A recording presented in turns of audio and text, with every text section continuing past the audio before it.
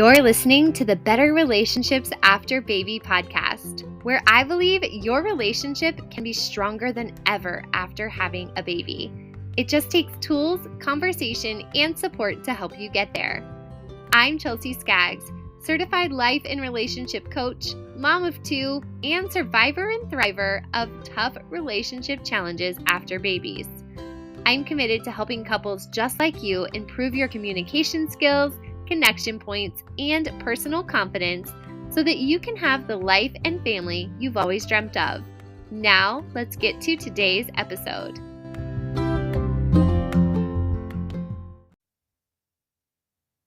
Hello, friends. I hope that you are having a good week.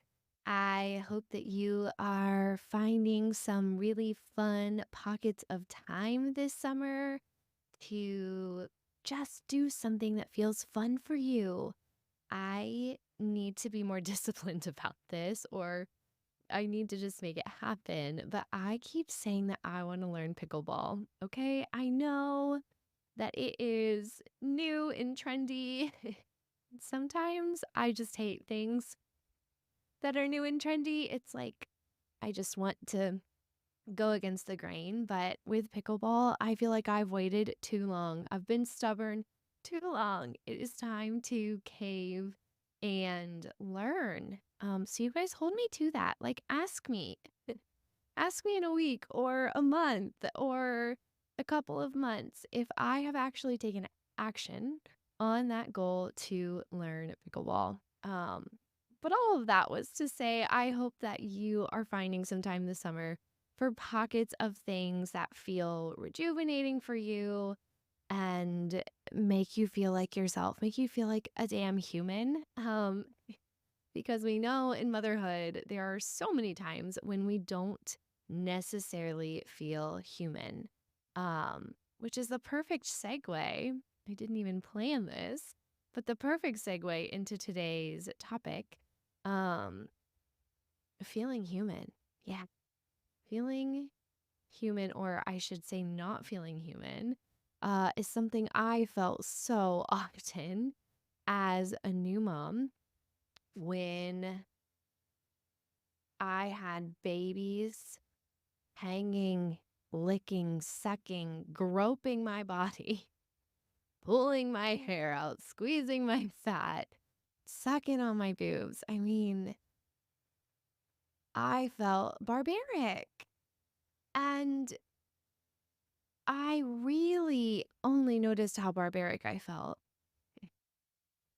when my husband would like try to touch my back or try to give me a kiss or a big hug after a long day, maybe when he got home from work. And I would be like, like,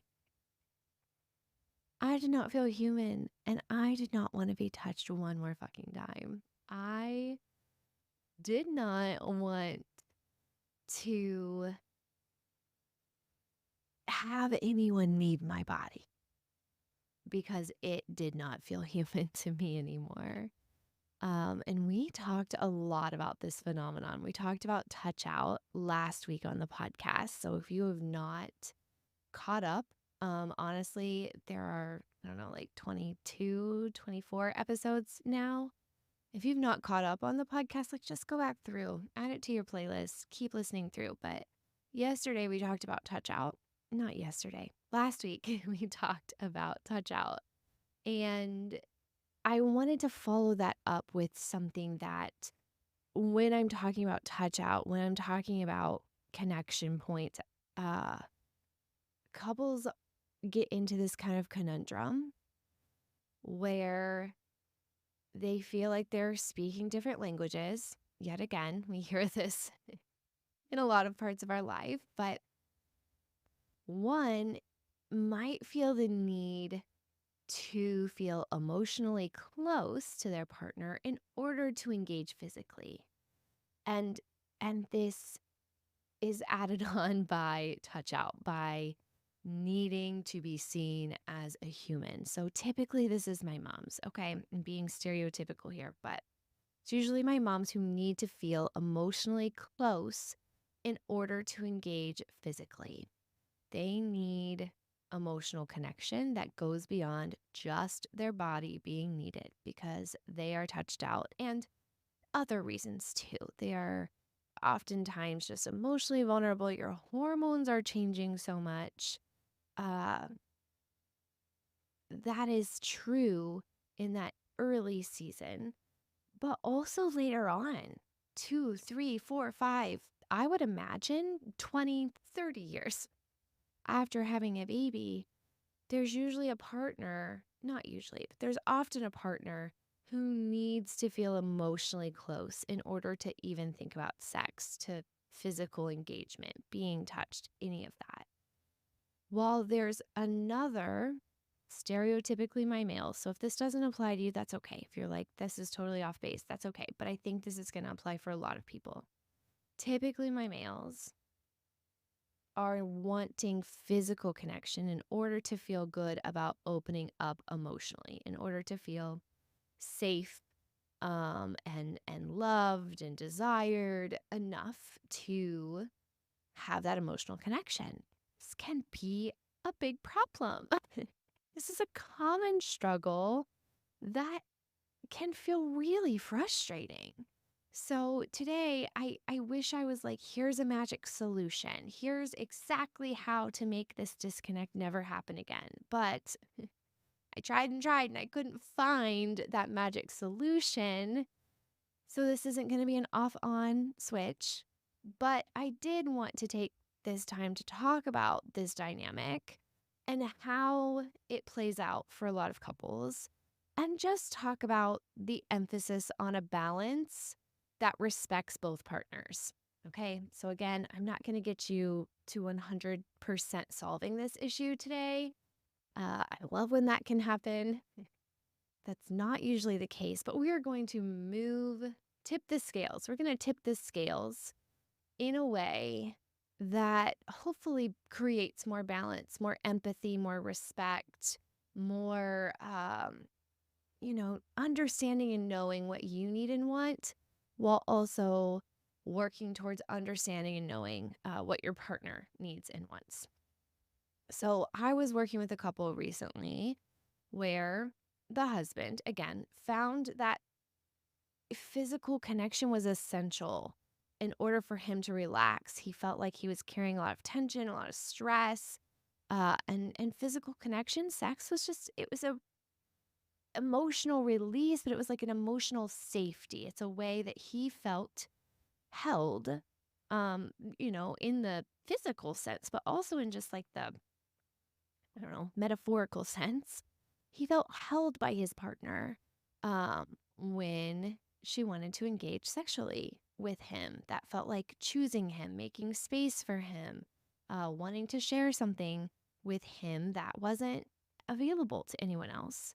Um, and so, again, I think what was interesting here is that we can often just think of that as, kind of an animal. Oh, the man and his animalistic instincts. And sometimes that's true, especially for like a emotionally immature male. I would say that it can be very animalistic.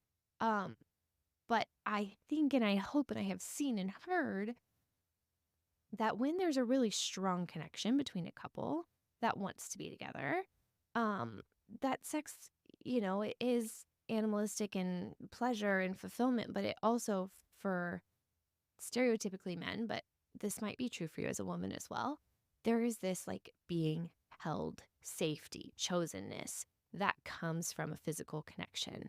Um, this was really hard for me to understand at first because I remembered like my youth group teachings, like boys are just, I don't know how they said it then, but in my head, it was just like boys are horny and that's just the way they are. And that is just what we have to deal with. And they're just going to want sex because they're just horny. That took me a long time, a lot of work, a lot of conversations with my husband to move past that. And see. that there is a strong sense of I choose you. I am opening up to you. I am sharing something with you that I now realize is really important to my husband. And on the contrary, maybe not contrary, maybe it's just a parallel path, actually. I don't think they're opposing. I think they're two parallel paths that run side by side. But I felt, and my clients that I'm talking about here, the wife in this situation, felt uncomfortable treating sex as like this duty in order to have emotional connection. I remember feeling like I had so much on my heart. I had so much on my mind. I was just feeling so big and heavy that I couldn't imagine sometimes sex that just felt so different, so raw in a whole different way. And in my client situation here, she was saying, I need my thoughts and feelings acknowledged first before I feel any inclination towards physical intimacy. So for me, earlier on, before we really figured out what was happening here, for these clients that I am working with right now, maybe for you, probably for people that you know, this dynamic can create a real tension and a misunderstanding in the relationship. Um, but with some work, they are finding really great ways to balance their needs, to have mutual respect in having their needs and desires met. And that is what I think can be true for you if this is a struggle you're having. So I want to share a little bit more about like what these patterns are and how to just keep working. Again, I said tipping the scales. Like how do we tip the scale in ways that just feel like you're able to honor yourself and honor your partner? That is the goal here. These patterns are common in relationships. Um, so for many men, as I said, physical intimacy is like a gateway to emotional vulnerability. While many women need to feel that emotional connection first. And this isn't just anecdotal, there is research on this topic.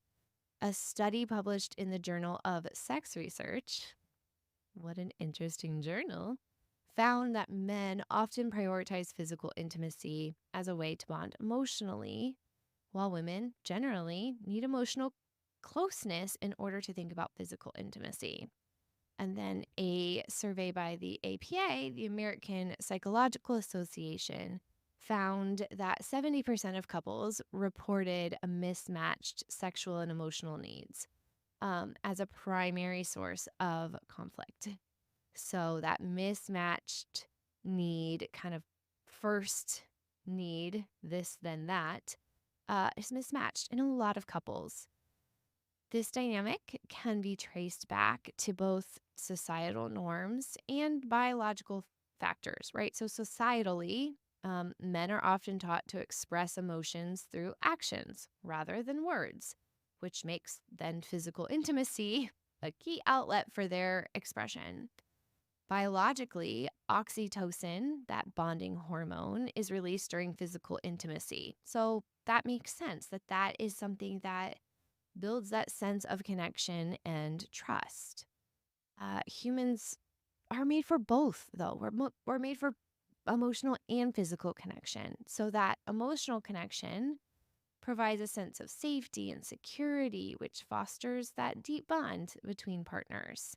This is often established through conversations, shared experiences, and expressions of love and support for each other.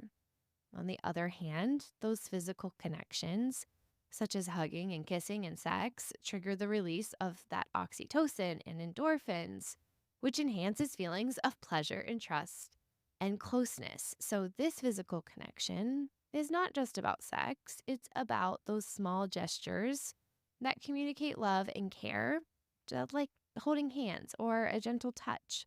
Um, I started this off talking about touch out And if you've not, again, I'm going to plug it again. If you've not listened to that episode last week, I think that's going to be a big building block for today's topic. So, pause now and go back and listen to it, or make a point to listen to it after this, because I think these two really go hand in hand. Um, let's look at a couple of examples of how these might sound in a conversation. It's partner A saying, I feel like you only want to talk to me after we've been intimate. And partner B saying, I feel more relaxed and connected after we've been together physically. Actions that are reflecting this might include one partner initiating intimacy as a way to connect, while the other pulls away, feeling pressured and unheard or underappreciated. So, this can lead to a cycle of resentment and misunderstanding. So, partner A might avoid physical closeness, feeling that it's being demanded of them, while partner B might feel rejected and distant emotionally and hold off emotionally. So, we can see how this can trigger a really nasty circle and cycle and be something that breeds a lot of resentment. So, what do we do about the balance here?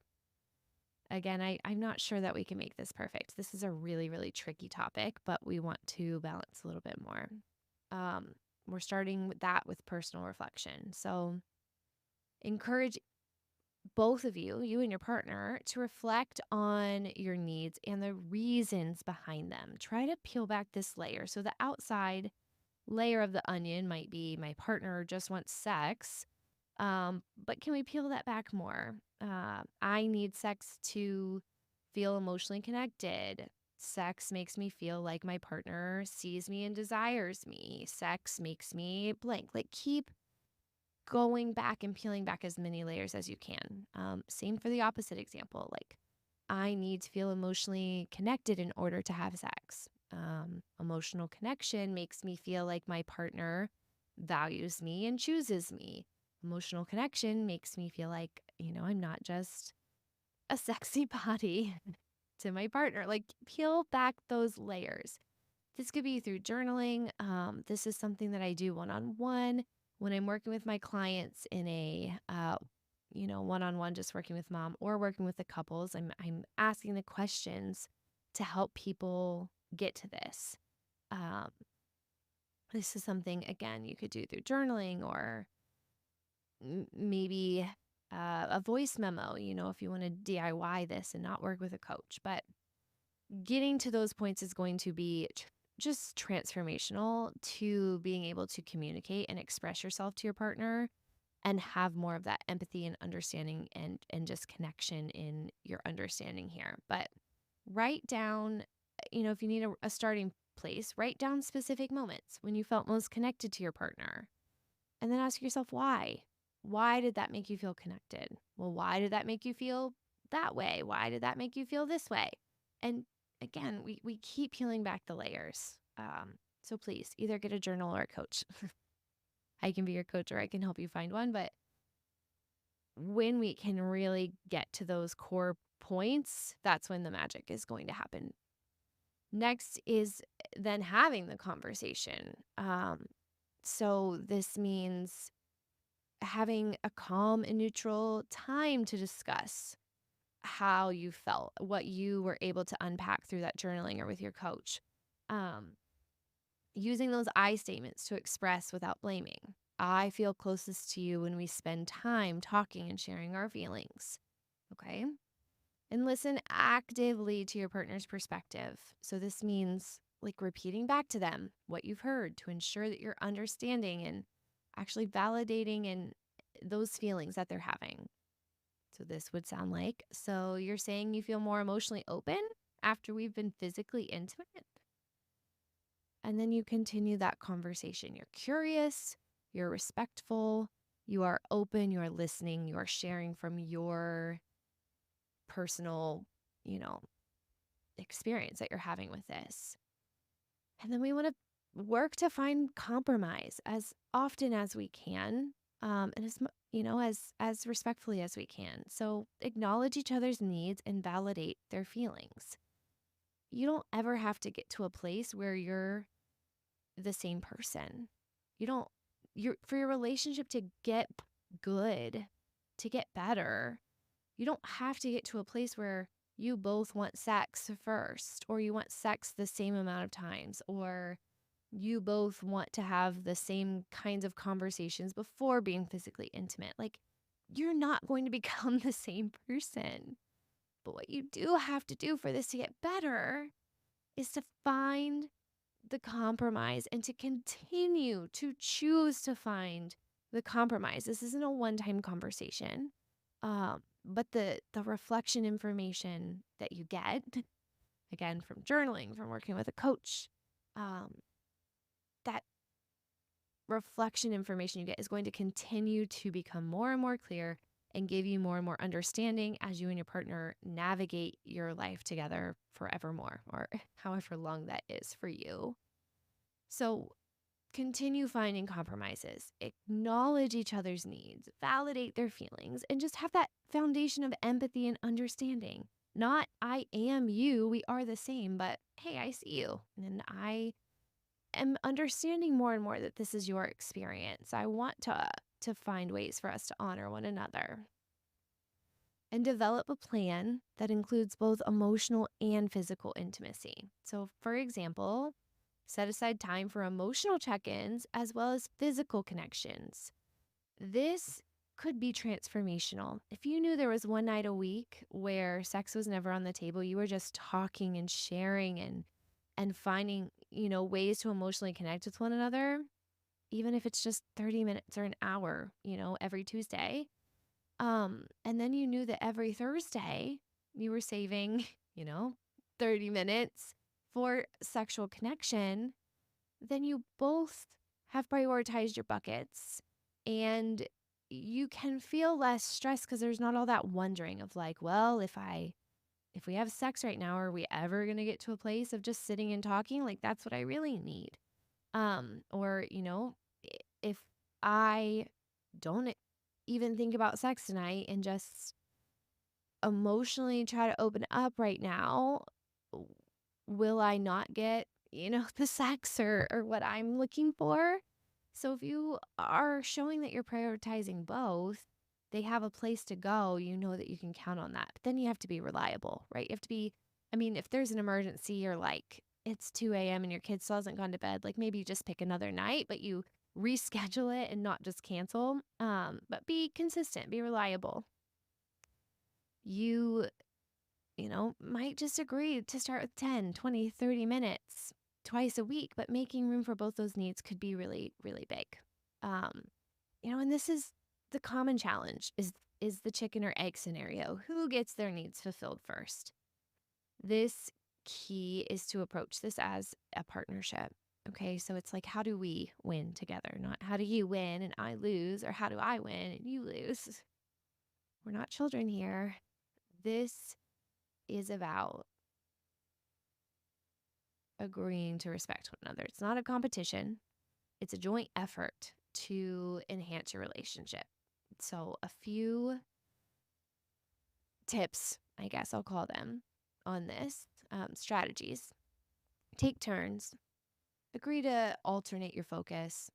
Like I said, one night could be emotional check in, another night a week is physical intimacy, or like maybe you get both, but maybe that's just what it begins with. So, okay, on Tuesdays, no matter what, like maybe it will end in sex. Cool if it does.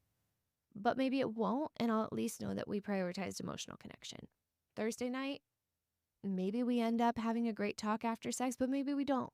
And I know that at least Thursday night, that physical connection bucket is getting filled. Combine your needs as much as possible. Like there's a lot of like common ground here. So keep finding ways to blend the emotional and physical closeness. Maybe it's cuddling while having deep conversations or holding hands during a walk and talk. Like keep finding ways that fill your buckets, both of your buckets, both of those different buckets. I'm not saying, I don't want you to think that if you like lead with the emotional, you never have physical on your mind, or if you lead with physical, you never have emotional on your mind. But I'm just talking about like kind of taking the edge off with that primary bucket that you feel. But the more that you can combine needs and pour a little bit into both those buckets. That's going to be a win-win. Set your goals together. Create mutual goals that incorporate both needs. So your first goal might be scheduling regular date nights. Your first goal might be like, let's try to have sex once a week, you know, figuring out something that makes sense. It's important that you're prioritizing each other's needs without neglecting your own. So this requires empathy and willingness to compromise. As often as you can, put yourself in your partner's shoes. Okay. Understand your perspective, of course. That's you, your lived experience. But see if you can also understand their perspective and why they need what they need.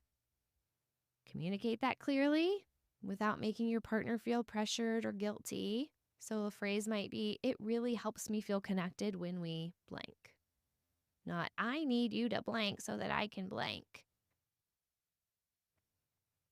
And then that mutual support. I'm just reiterating this. Show support for each other's efforts to meet your needs. So acknowledge and appreciate when your partner does make an effort, even if it's not perfect. Okay, don't only go for the gold medal. Like, let's have gold, silver, bronze, and whatever, copper, whatever comes after that too. Show appreciation when you see your partner being intentional, making progress, even if it's not perfect. Okay, I'm going to wrap this up. We know that balancing emotional and physical needs is a whole ass journey. But understanding each other's perspectives, committing to trying to do that more and more, working together, couples can find satisfying compromise. They can be in a place where they both feel seen and validated and loved on, which you deserve. And depending on where you are in your relationship right now, this is going to look and feel different. Okay, if you're the new mom, that touch out is going to be a huge part of this for you. And that's okay. That's just an extra hurdle to this right now. Won't be there forever. Later on, in your relationship, there's resentments, there's patterns, there's overwhelm with the kids as they grow in the house and all the damn things we have to take care of. So that understanding and kind of learning how to understand yourself by being curious, by reflecting, by working with people who are able to help you get closer to the core and keep understanding your experience more and more, going to continue to help you be a better communicator. It's going to continue to help you be a better partner and have that mutual support. Before I go, I do want to recommend a couple of books that can be very helpful in this topic. The first one is Come As You Are by Dr. Emily Nagoski. And this book really it focuses on the female body, female anatomy, kind of that like science of sex. This can just really help you understand, especially if you're a woman, what your physical needs are and how to tap into and prioritize those. And also, there are some great books out there from Dr. John Gottman. I like the book, The 7 Principles of Making Marriage Work. Some friends that I love and trust recommend The Love Prescription, also by John Gottman. I haven't read that personally yet, but it's on my list. So things like that, like read a book yourself, that's fine, or read a book with your partner. The Love Prescription, I know, is one that is short and an easy read, and you could read it alongside your partner. Something that I find really helpful is listening to the same podcast as my partner and scheduling a time to come talk about it. So that, I would hope that you would do that with this podcast. I hope that you're sharing it with your partner and making a space to come back together and talk about it. That can be things that you're reading. Like if this is the change you want, is feeling more connected with your partner, feeling like you're on the same team, then fill your brain, fill your time, fill your space with things that are helping you to do that. You're doing that by listening to this podcast. I give these book recommendations not because I think you have all the time to sit in a corner and read a book, but because I know you pop in headphones or you scroll your phone sometimes, and it's fine to numb out. But also, if this is the kind of change you want to see, fill your brain with it. I'm happy to recommend other podcasts, other books um, that are on this topic, but also, maybe that's working one-on-one with coaching or working as a couple with coaching. Maybe that is plugging into a community group around you. Maybe that is being purposeful about being with other couples that help you be a better person, help you be a better couple. It can happen. You're going to find a place of more common ground with your partner, and it comes from intention. So I hope that you will take this understanding and get clear, through your reflections about yourself and what's going on in your head and body, and then have those conversations with your partner. I'd love to hear about them. I'd love to hear if this episode gave you any aha moments or what now moments. I'd love to hear any changes or growth that you're able to implement and how that works for you. I really am here rooting for you to have the connection and the communication and the confidence that you want in your relationship. And I can't wait to talk to you guys next time. If you enjoyed this episode, I would be so grateful if you take a minute to help spread the word.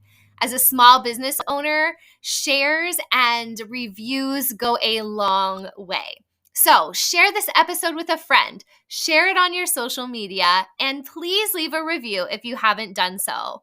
This helps these messages get to more mamas, and you guys, that's how we change the world.